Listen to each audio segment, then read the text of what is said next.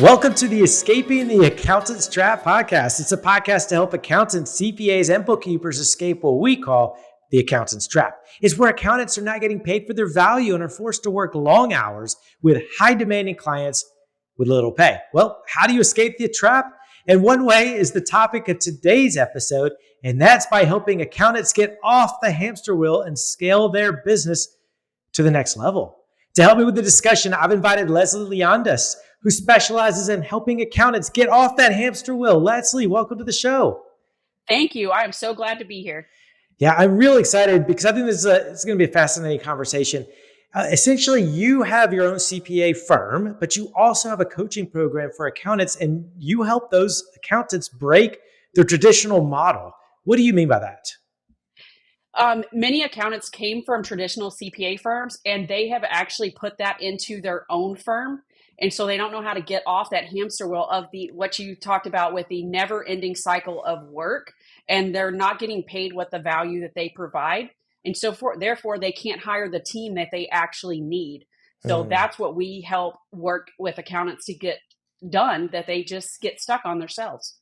Why is that? Why do you think they've carried over the traditional model, accounting model, like into their own practice? I mean, is it just because that's what they're used to, or they think that that's what clients want? What do you think that is?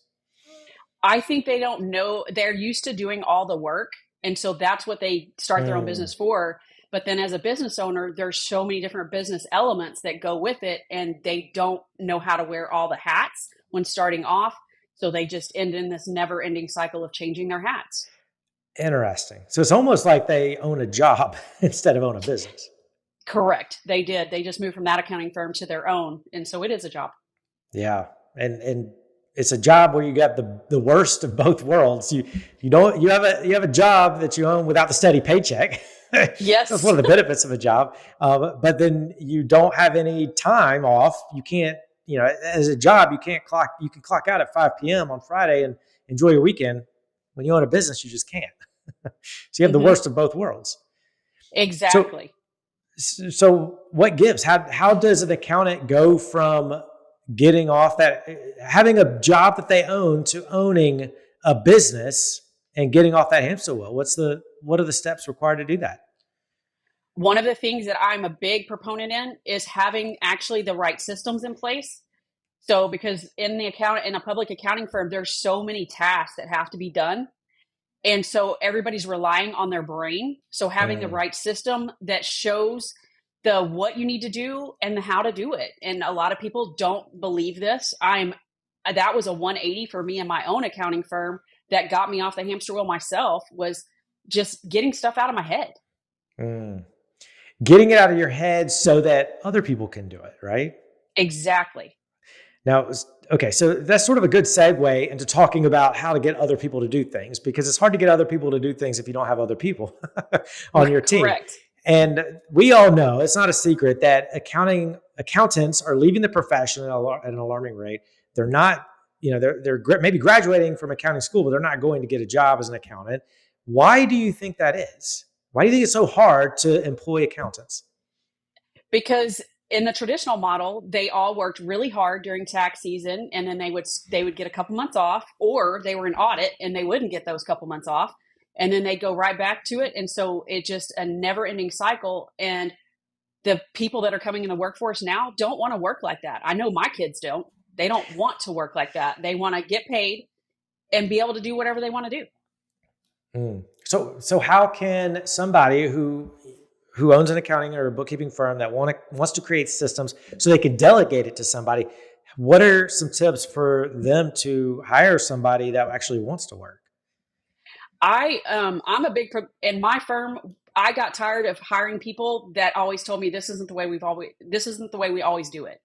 So when I looked for people that were open to change, that wanted to actually learn and grow, and they knew technology, because let's face it, in an accounting firm, there's so much technology in an accounting firm, and that is overwhelming to any new employee. I don't care how much you have in there. And people that actually wanted to learn, and the ones I hired, they didn't know what they wanted to be when they grew up. So I just helped, and I made all of our processes work anybody off the street could do them. So that way the processes taught them, not necessarily me. Okay. So walk us through an example of a particular process that you've used to do, but now you've delegated to somebody. What is that process and how did you document it? And then how did you train somebody to do it? And then how do you monitor that it's getting done? So in the task management system, we have a checklist, and in that checklist is everything that needs to be done and I'll use month end, everything that needs to be done for month end, everything, what needs to be reconciled, what balance sheet accounts you actually look at every single month, what are you looking for? And then I also have a Google Doc that says this is how you do those things. So if you don't know how to do a bank rec in QuickBooks Online, it sends you to a resource page in QuickBooks Online that says this is how to do a bank rec. I have in there, if you have outstanding transactions, what do you do with those? Because what I was getting is it'd come to me for review and I'd have 5 things that were uncleared. So in order to stop that, I had to get that out of my head because they didn't know to look for it. Even if you have experience, a lot of times that stuff still sits there. Okay. So essentially you create these processes on how to do it. And then you have this task management system. Do you set it up for each client? So do you have a set of tasks for every client? Mm-hmm. And then, yes. Okay. And so how does that work? They doing the month end close for particular clients. Somebody does the task. How do you vet that they're doing it accurately? We have a review process right below that. So it does go through a review process. And it also gives a preparer a chance to review their own work, because what I found is they didn't know what I was looking for. So when I told them exactly what I was looking for, guess what? It took me 15 minutes to review and I never had to send it back. Got it. And then they self-learned. And then it gave them a place. And then in that task management system, if they got stuck, they would put it on there. Hey, I'm stuck here. So then we would look at it. That's a process problem if you got stuck somewhere, and then we would adjust the process. So it was a never ending cycle of tweaking the processes where people didn't get stuck. And then they were all tested by people that didn't have anything to do with that task. Oh, so it's like peer review in a sense. Yes. Interesting. Okay. Hey there, Adam here from the Escaping the Accountant's Trap podcast. I'd like to personally invite you to a free masterclass that we're conducting this Thursday called How to Start a CFO Service. To register, just go to thecfoproject.com and click free training at the top. See you then. So switching gears just for a moment, these people that you're hiring to take the task off your plate, so you're not doing the job, you're owning a system that leads people to do a job. How do you qualify those people on your team? What are the qualifications you look for? Do they have to be an accountant? Do they have to be a CPA? Nope. Can anybody do this? Mm-hmm. Yeah. So none of mine are CPAs. They're all self-taught. And Okay. the way I qualify them is I look at their personality. I look at how well they'll play well together. I am constantly looking at people in retail. I'm constantly looking at people in different areas of would they make a good team member and would they fit well together? And so that's helped to build the culture that we have built over the years. Interesting. Okay. Yeah, I mean, I guess it is all about culture. Speaking of that, so the accountants or bookkeepers out there that run a firm, they probably question themselves all the time. Why are my team members happy? Are they efficient? How do you address those things? We do team check-ins every single week where we discuss what is your personal win, personal challenge, business win, and business challenge. We do that every single week. And then we also have an end-of-day stand-up that says, this was my win for today, this was my roadblock, and this is what my plan is for tomorrow. And so by doing those, I keep a tap on the culture. I keep a tap on hey, are they struggling? Do they need a little bit more guidance? What's going on with them? So putting those two things in place has been huge for myself and my team. And then my team will also call me on, hey, what's going on with you? Because you seem a little frustrated. Because they see those in my end-of-day stand-ups as well. So we use that to kind of keep a pulse on each other. Got it.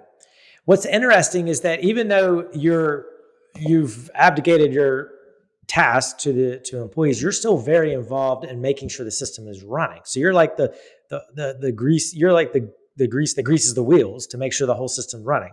In other words, you can't completely step out of the business because it's just not going to run by itself. But at the same time, that doesn't mean you have to do That's everything. not true. Oh, That's really? not true. Okay. I have taken 2-3 week vacations completely unplugged with my business partner. We're best friends, work together, travel together. And my team they take care of everything because everything is in that system. And so it's not me that's necessarily managing it. They manage the system as well. And we have dashboards set up like, hey, where are we stuck on these tasks? And so they go to those dashboards and then they lean in and help each other. Because the other thing that we do that's different than anybody else is they get paid for 40 hours and work like 26 to 30 hours. Wow. Because I'm paying them on getting a job done, not necessarily by the hour. So they know I will pull that if they're not all getting their work done. So they will step in and help each other. And that includes in marketing, sales, whatever. They will, so that way they don't lose that luxury. Interesting. Okay. Yeah, I mean, that sounds fantastic, especially to those accounting practice owners that want the flexibility of or freedom of time, being able to take vacations, mm-hmm. go places, not have to work 70-hour weeks. Very, very interesting. You brought up something that was very, very important that I wanted to touch on in terms of employee engagement. How do you keep your employees engaged throughout the entire time? So when you're gone for those 2 weeks, like what is it? Just the fact that you've created this culture just enough that you can trust them? That not only have I created the trust, I've also empowered them. So they know that they can make decisions, and whether it's right or wrong, I'm still going to stand behind them. And if it is a wrong decision, they know that we'll talk about it, but I'm not going to front them in front of a client. And then we've also empowered them with our clients. And I mean, this is coaching clients, tax clients, bookkeeping clients, that they can make a decision and I'm going to stand behind that decision. And then if it is, and 9 times out of 10, it is the right decision, or it may not be the decision I would make, but they made the right decision. Got it. Because they actually had a better idea. Because employees are so crucial to getting off this hamster wheel, what are the specific qualities? I know we sort of touched on it. You say you look at outside industries. They don't have to be CPAs or accountants. What are the specific qualities about their personality or about their work ethic that you look for? One of the things that I look for is, like recently we just hired somebody as a marketing assistant. So I was looking for somebody that actually was a doer, because my head marketing person, she's very visionary. So I needed somebody else that was the one doing the work. And then when I was looking for a bookkeeper, that's what I was also looking for, is somebody that was doing the work. And same with tax. So, but when I'm looking for to move them up into coaching, they have to be able to think out of the box, think quickly, and be able to take criticism really easily, and then give feedback and not be afraid to push back. So it depends on what role I'm looking for. And they have all grown within the organization. There is not one person that's in the same place as they were when they first started. Wow. Okay. Interesting. So there's upward mobility. In terms of systems we talked a lot about systems to service clients, to do the bookkeeping, do the tax or whatnot. Do you have systems in place for the other functions of your business, like getting leads, converting, sales, converting those leads, marketing, your business is bookkeeping? How does that work? Yes. It's all in the same system. So, and that's one thing that I've gone through 6 task management systems, and it was painful. But the last one that I found that we have really embraced, it puts all business cycle tasks into one system. So I can easily see capacity. I can easily see what each team member has to do for the day. I can see who's overloaded, who's not. And then we have communication directly in that system. So that was life-changing when we found that particular system that we could put all of our marketing content in, all of our leads in, because it gave us that clarity of what was going on, where before it was very siloed. What's the system? It is ClickUp. Oh, ClickUp. Okay. Mm-hmm. Interesting. I've used ClickUp before. So essentially because ClickUp's not a tax or accounting specific software, anybody can use it, but you've customized it for your own use. Yes, we've customized it for our own use, and we have done some done for you implementations for accountants, because the way a lot of people set it up, it doesn't work like it should. So Okay. we kind of tapped into that too, but because we saw how it could work. But I basically, when we went from Jetpack to ClickUp, I basically wrote out on a piece of paper, and I was like, this is what I need it to do, because I had so many one-off tasks that would not allow me to be able to leave, because a client would ask me for, hey, I need my last 2 years tax returns. Well, I'd end up being the one did it because it was doing it because it was so hard to delegate. And so I was looking for something where I could easily delegate. It would reoccur. I didn't have to worry about stuff falling through the cracks. And I was in a different program, and they said, well, they showed us ClickUp, and I was like, I don't think that's going to work. But I drew it out on a piece of paper, and my marketing person, she's like, I can do that. And so we did it. And that was 3 years ago, and we hadn't looked back. Wow. Okay. Excellent. Excellent. In terms of, what about the accountant or the bookkeeping firm owner that's thinking, all right, I can delegate tasks and create systems for providing the service, for doing the bookkeeping and doing the tax returns. But what if I know nothing about marketing or sales? How do I delegate that off my plate? Because I've been traditionally the one that goes out and gets clients. How do they do that? So that was one of the things I struggled with for a very, very long time, was marketing, because that is not my zone of genius at all. So I actually invested with a marketing mastermind, because because I tried delegating that to my marketing person. Well, she didn't know what she was doing either, and I didn't know what I was doing. So therefore we weren't getting any traction. So I invested into a marketing mastermind. I learned what it took to market.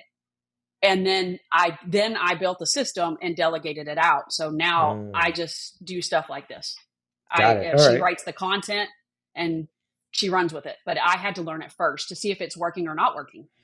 You learn it, and then you create systems around it so other people do it. Yep.